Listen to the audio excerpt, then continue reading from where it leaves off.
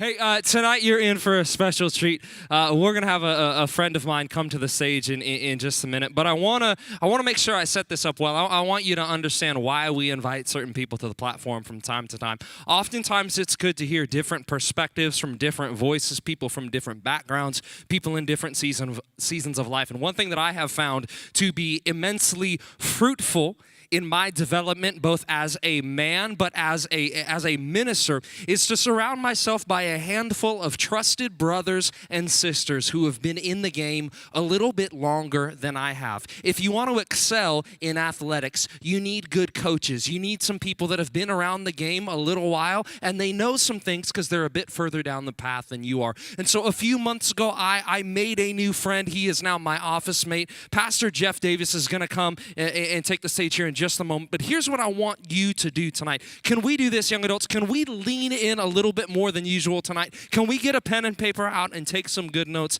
My man Jeff, I call him the content king. This guy is a wealth of biblical knowledge, and you are absolutely in for a treat. Would you do this with me? Would you stand to your feet and help me welcome my friend, Pastor Jeff Davis? That's what I'm talking Uncle about. Jeff, baby. All right. That's what I'm talking about.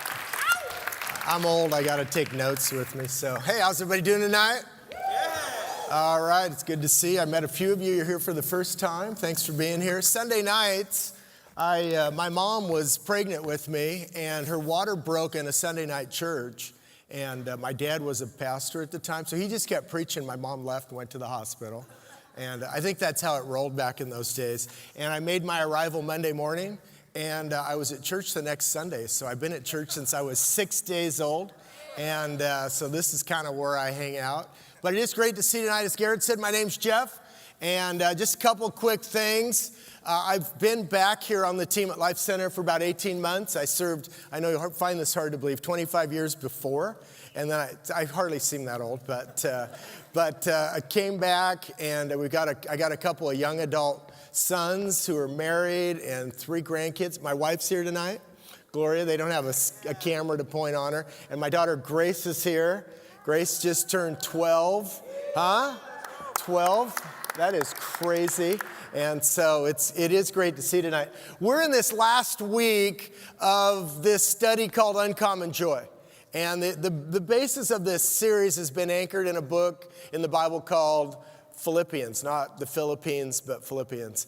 And church joke. So there's a lot of those. But so the book of Philippians. And I like to set a little context because sometimes, how many of you grew up in church? Any church grower-uppers? A lot of you. How many of you this is kind of a newer thing for you? Okay, well, that's good. Some of you newer, but sometimes we read the Bible and we just kind of pull something out of the middle of nowhere, and then it's like, where'd that come from?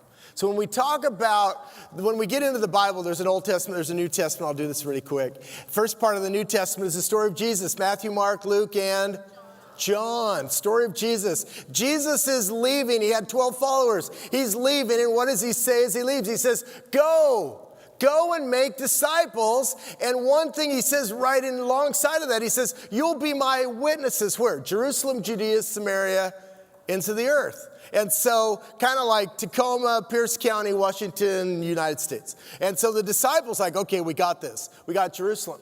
So the good news of Jesus started spreading around Jerusalem. The disciples were taking charge of it. You can read about it in the first part of the book of Acts. And all of a sudden, this guy's like, this is crazy. These people are nuts. They're following this Jesus guy. They call it followers of the way. And there's one guy who's like, he was one of those people who wanted to stop the way. His name was Saul. And he was starting to kill off these followers of Jesus. And he took off and he was going to another town. He's like, I got to stop this. And on the way, has this bright light encounter. He's blinded by this light. And in the voice inside the light is Jesus. He said, Saul, what are you doing? He's like, well, I'm trying to stop all these people from this false teaching. And the voice said, it's not false teaching. They're talking about me. And he was led by his friends into Damascus, and another Jesus follower came to him and said, hey, Saul, this is now your time. Jesus has invited you on his mission. And his name changed from Saul to Paul. And Paul all of a sudden says, well, you disciples have Jerusalem. I'm going to take on the rest of the world. And so the book of Acts, a lot of it is about this guy named Paul who's out traveling and spreading this good news about Jesus. And he ends up in his second journey, he ends up in a place called Philippi. You can read about it in Acts 16. So now when we get this letter to the Philippians, what we're getting Paul writing back to his friends. It's 10 years gone by. Paul's now under house arrest. He's in Rome, he's in prison, but he's got these friends in Philippi, and he's like, I want to write you a letter. I want to tell you some of the great things that's happening, and I want to encourage you in your walk with Jesus. And the core and kind of the theme out of this letter is one word. It's the word joy. And so that sets the context. Was that too much? Are you okay? Okay, you're fine. Okay, here we go. See, I still have some time. So as we read Paul's writing, we can realize sometimes that Paul was a little bit ahead of his time. We'll do it tonight. There's some of these verses in Philippians that just Paul would have been great as someone who was on Twitter. Because there's just like every so often he just drops something and you're like, that's awesome. That is good. I mean, that is a great, let me get that down. I mean, he would have so many followers because in the midst of this, he's just always dropping these little bombs. And tonight we're in the last chapter of this book of Philippians. We're in chapter 4. And we've been in this whole series of uncommon joy. And tonight, simply what I want to say is simply this. Uncommon joy looks uncommon. I know that's like, wow, how'd you come up with that? I thought a long time, and Garrett and I were brainstorming, and that's what we came up with. Uncommon joy looks uncommon. We're in Philippians chapter 4. Core verse for tonight is verse 6. It says, don't worry about anything. Instead, pray about everything. Tell God what you need and thank him for all he has done. Then you will experience God's peace. Praying more, worrying less. Any worriers? Any worriers? It's okay. It's a safe place. Yeah, I mean, we have that. It's funny, just this week, Garrett invited me, and I'm just kind of thinking about this. It's funny when you have to talk about something. It's like, I was worrying some this week. It's like, what in the world? I don't like to worry. It's what's going on. And sometimes it's kind of like, well, why pray when you can worry? You know, I mean, it's like, it's so much more fun sometimes to me. But you see, worry and prayer are kind of both ends of the same spectrum. They both involve some kind of thought process or meditation. And one, when I pray, I focus on God. When I worry, I'm focusing on the problem. And it's interesting because as you look at some of the different translations of how this verse comes out, one place it talks about don't be anxious. Anxiety. It's such a significant part of our world. And the word picture kind of behind this, if you look at it, is simply this idea around don't being pulled in different directions or don't be pulled apart.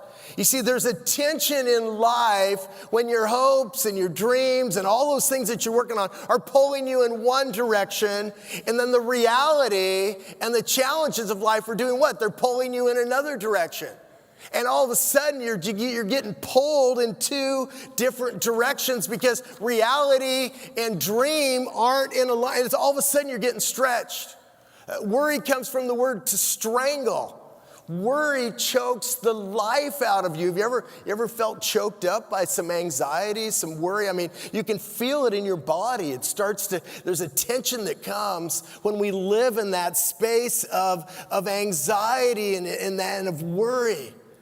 See, when we begin to worry, what it does is it takes the focus off of God and it puts the focus in some other places. And all of a sudden, I start looking at my problems.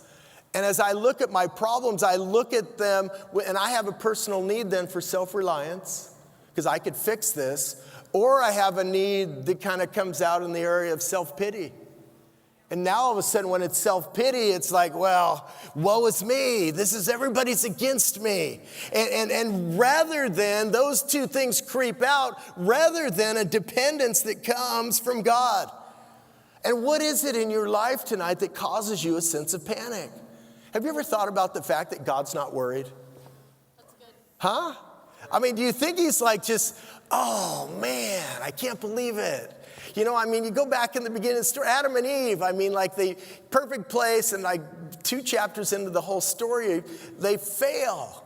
Do you think God's like, I can't believe, I'm worried now? I mean, God does not worry. That's not how he operates. There's no panic in heaven.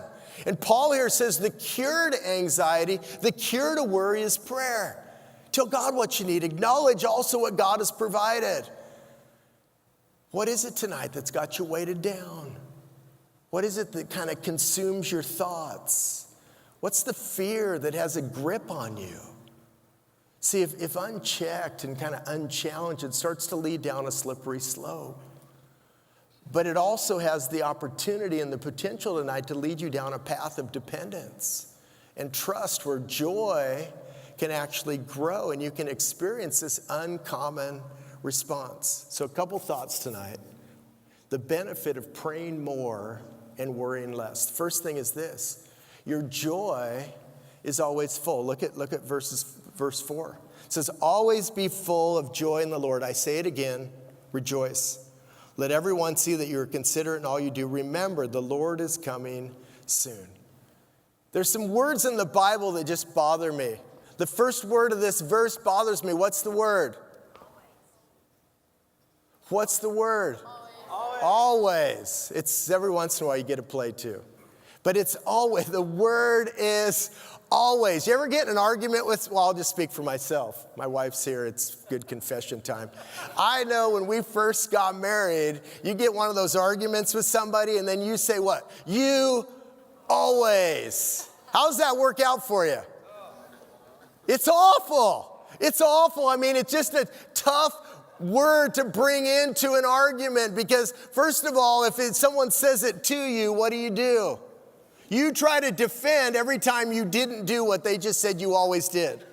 So all of a sudden it goes down that, well, you always, well, no, that one time I didn't do that. Okay, most of the time, but you get in that and you get in the heat of a moment like you always, and then all of a sudden you're just like, okay, argument over, I'm out on this. So here's Paul, and he's writing this verse, and he says, always, and you're like, oh, now what do I do with that? I mean, there's not any place there's no place to back out on this one. I mean, there's no loophole. When God says always, he means always. How many people like, about half a tank in your car and you're filling it up again? Okay, we got 5 of you. How many of you, like, when that light comes on that says low fuel, that's just like, yeah, maybe sometime this week I should get some gas. All right, that's kind of what I was thinking. Yeah, my wife's the half tank person. Yeah, she's the half tank person, so she's usually telling me, hey, half a tank, let's get some gas. I'm like, you got like another couple hundred miles, the light hasn't even come on. But no, but we live that way sometimes where it's like, how about your life? What's your joy tank look like? Always full. I mean, do you run that thing down where it's like on empty? Do you run it in that place where the light's on and you ignore the light and you're just like, oh, I got a couple more. I could go a little further. And people are like, stop. Why don't you fill up with some joy? You are driving me nuts. I mean, that's where you have to come to. Wouldn't it be interesting, like when you came into church, like we had like every one of these doors into the auditorium, there was like the thing like the airport, and you had to walk through it to get in, and we weren't just looking for guns. Or we were looking though, like it was like a heart meter, and so like you walked in, and then like this needle would go like how full your joy was. Huh? Like you just picked what character trait you wanted to use that week. So this weekend would have been joy. So you walk in and everybody walks through and they goes, and it's like, how much joy do you have? Hey, sorry, sir, you're at about a quarter tank of joy tonight. We're going to need you to sit over in this section because the really joyful people are over here. I mean, it's like, what would that look like? I mean, I think attendance would go down. I think it would go down, but I think the people who came, they'd be moving in the right direction. See, the thing I found about joy is we all have leaks. Do you ever leak out some joy? Yeah, all kinds of things will leak out your joy. Your car doesn't start. You lost something you needed for school. I don't care what it is. We all have things, and it's like, I just leaked out some joy. I just leaked out some joy there. And we all have leaks, and so we have to continually be filling up. Like I got a couple, I still have a kid at home, and some days it's like it's a long day, and on my ride home, I purposely have to get my tank full, because when I go home, I don't know what I'm gonna find. It might be an area where it's like there's not a lot of joy at the moment, but that doesn't mean I can not come in full of joy. And it's such a tension to us. Anybody, you have any joy suckers in your life? Check this picture out right here. Yeah, those of you that are squeamish, they call that a leech. So anybody have any joy suckers? You can take the picture off. People are not liking that. But okay, it's back. But anybody have any joy suckers in your life?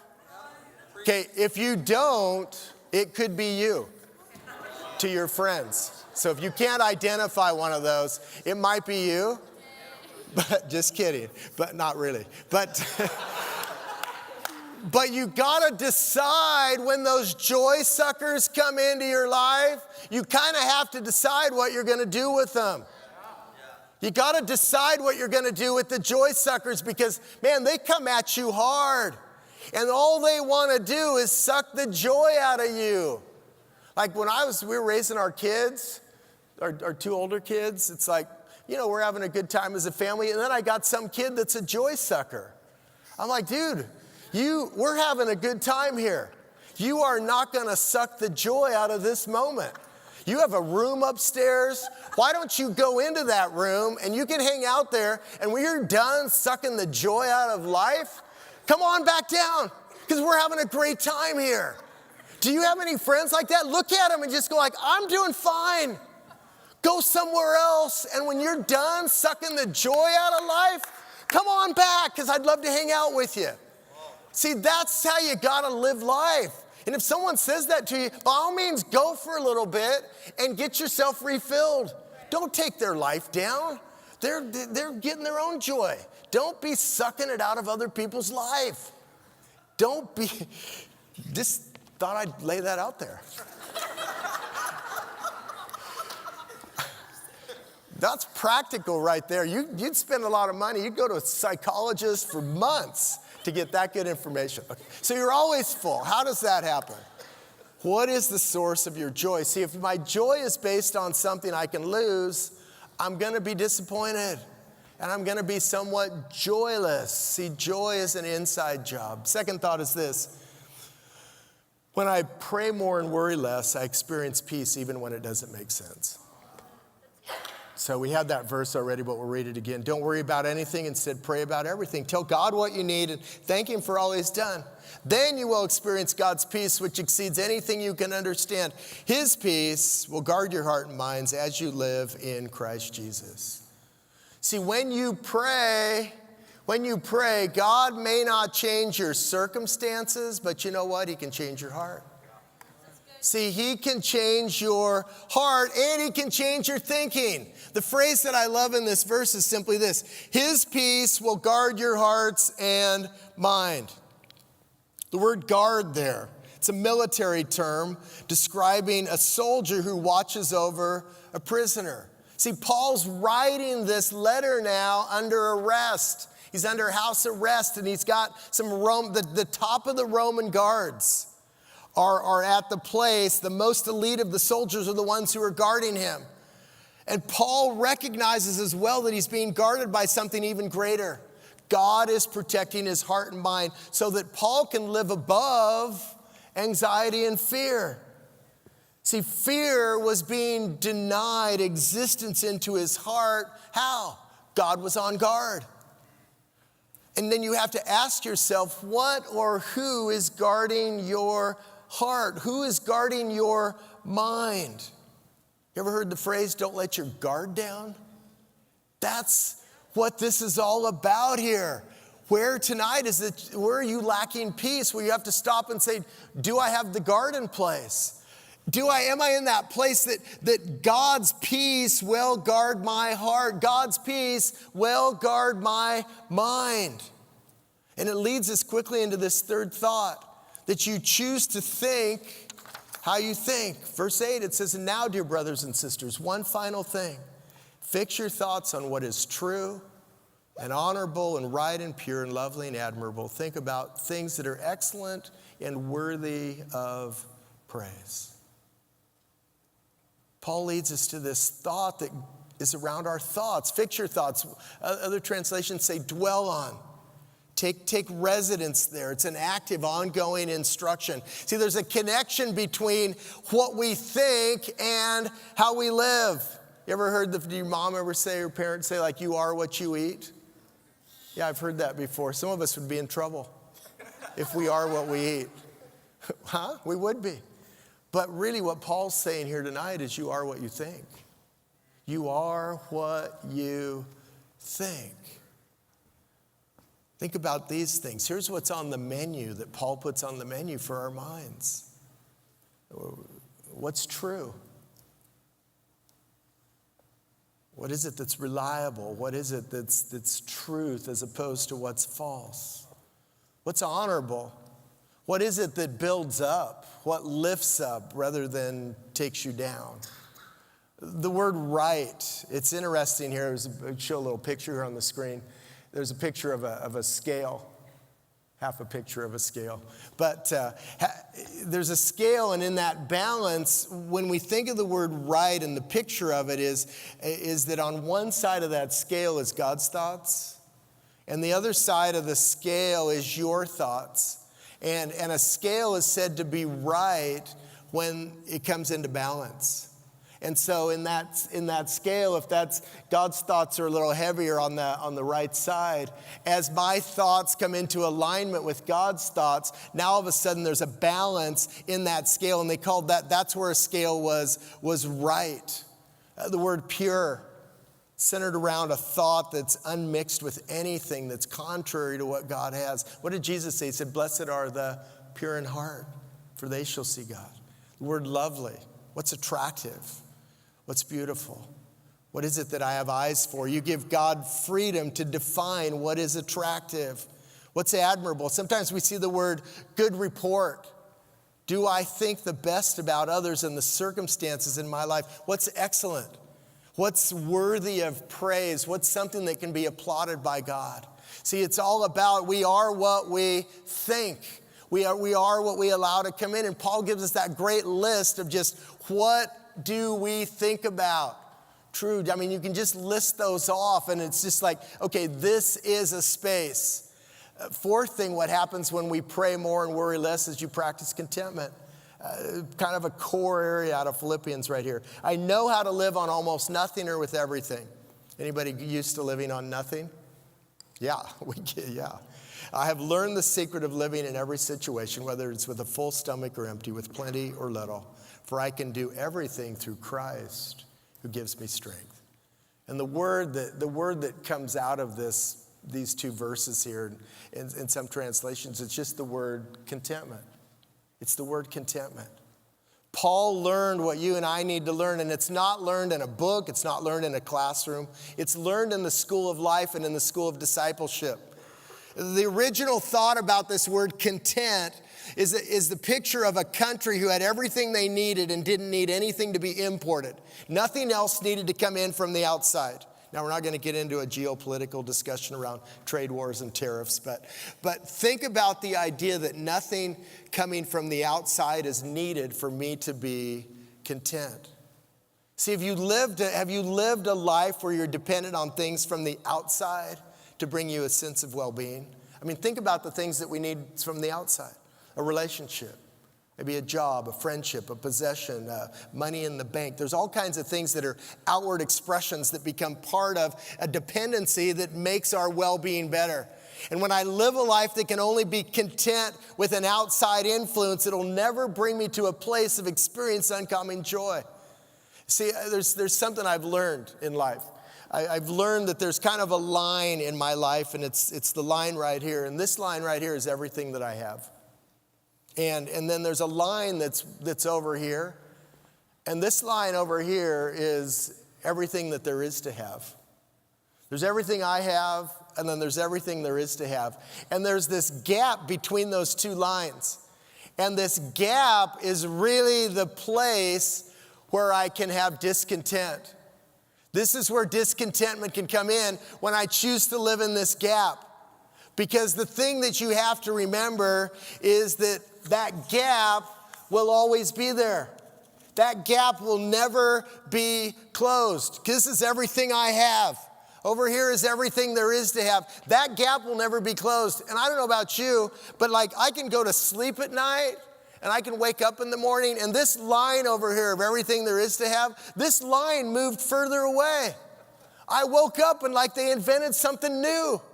I didn't even know I needed it till it came up on my Facebook feed and it's like, wow, I didn't even know they made that before. I need that. And it's like, but my line is way over here. This is what I have. And that line of everything there is to have just keeps getting further away. And then all of a sudden if I live in trying to close that gap, I'm going to have a very disappointing life. Because contentment is, you know what? I am in this space where I'm okay with what I have. And it's not something on the external that's going to bring me to a place where my well-being is better. Think a minute about social media. I'm not on there a lot. Don't laugh. It's just the way it is when you're old. But I did some research. So I did do some research. But one of the studies I read this week had a group of young adults purposely limit themselves to 10 minutes a day per social media platform. So I think they were on Facebook, Instagram, and do people still use Snap or? I don't know. I got a MySpace account. No, I'm kidding. I was coming up. But, whatever it was, there was like 3 platforms they used of social media. And the study was, you that are choosing to jump in this study to be one of the groups of people we're studying, would you limit yourself to 10 minutes a day in the social media platforms that you're using? What they discovered was less depression, less anxiety, and a greater depth of personal relationships. Huh? And listen to this quote that I read in the study. It said, when you look at other people's lives, particularly on Instagram, it's easy to conclude that everyone else's life is cooler or better than yours. Huh? Contentment is hard to develop in that environment. So you're on that thing. I see you. Most of you are pretty good right now. Your heads are up. But I see you. I see you walking around. You're running into me while your nose is in your phone. Come on, I see that. But it's like contentment is hard to develop in that environment. See, that's hard to do. See, Paul had moments in that verse. He had moments of great abundance. And he had also moments where there was lack. But he had discovered the secret of living on either end of the spectrum and everything in between with the same attitude, because his identity and the source of his well-being was found where? It was found in Jesus. It's interesting that in his passage, both abundance and scarcity are seen as a trial. I'm like, go ahead and give me some abundance and see if I can handle it. Huh? I've figured out how to handle it in scarcity. I would like to try the abundance and see if that's really a trial. It doesn't seem like that would be much of a trial. Paul's like, no, it's a trial over here too. It's a trial in abundance and it's a trial in scarcity.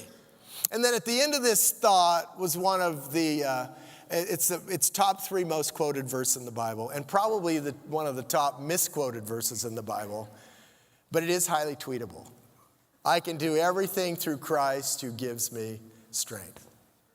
To the verse, out of context most of the time. It's not like you're going to win the World Series or you're going to, get an A on your test and all this stuff. That's none of what that verse is about. This verse is about contentment. Not that, notice I might not be able to or I might hope, but rather it's I can.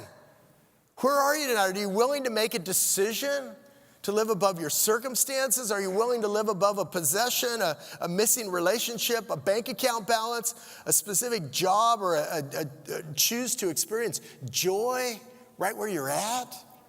See, there's no change of circumstance. There's nothing that you could acquire. There's not a relationship. There's not some place you could go to that's going to fill the void that only Jesus can fill. That contentment has to be an inside job. And so often it's like we're bombarded with images and we're bombarded with opportunities, and everybody's got something better than we have because we're just exposed to it all the time. And it's like, no wonder I'm discontented. I've got to start inwardly. I've got to let Jesus do that work. And fortunately, we made it to our last thought. No, the last thought is simply this. You were settled in God's provision. Verses 19 and 20, and this same God who takes care of me will supply all your needs from his glorious riches, which has been given to us in Christ Jesus. Any restless people? Any restless? Yeah, I'm a restless person. I get that. And I've learned when I'm in that space where I feel restless that I've got to stop. I've got to stop. I've got to re-engage my mind, and I've got to re-engage my heart into God's provision. Garrett read through the Bible, in a month? Yeah, Garrett read through the whole Bible in a month this year. I take a year. I'm a slow learner. But I'm just finishing up that part of the Old Testament that looks at the Israelites on their way from Egypt to the land that God promised them. And the Israelites are an unsettled people. When you read that part, when you get into Exodus and you start to read that, they're unsettled people. God is providing for their needs. I mean, he gives them some manna and he gives them quail and water's gushing out of the rocks. But the people were just like, man, could we go back to Egypt? Could we go get some of those free onions we had there? Oh, we were slaves, but could we go back there? And they were continually unsettled, and their leader Moses was just having a tough time staying settled in God's provision. You see, God invites you into his supply. See, contentment has a hard time when it's, what do they call that? FOMO? Fear of missing out. I know, I've got all the big terms here, but I'm really cool. But you got that fear of missing out. But I heard someone use one the other day, and they used the word FORO, F-O-R-O. You hadn't heard that one, have you? It's the fear of running out, the fear of running out. And see, we can live in both of those. We can have that fear of missing out, and that really messes with our contentment. And then we can have that fear of running out, and that really messes with us settling ourselves in God's provision. If we feel like we're always running out, God's like, you know what? I'm your provision. Yeah, if you're looking to your own strength, if you're looking to your own place, yeah, you're gonna run out. And God's like, look to me because I will actually be your provision. I will help you get settled. I mean, can you imagine what it's like to be God? He doesn't need anything. Like instead he's in a place where he's like, what do you need?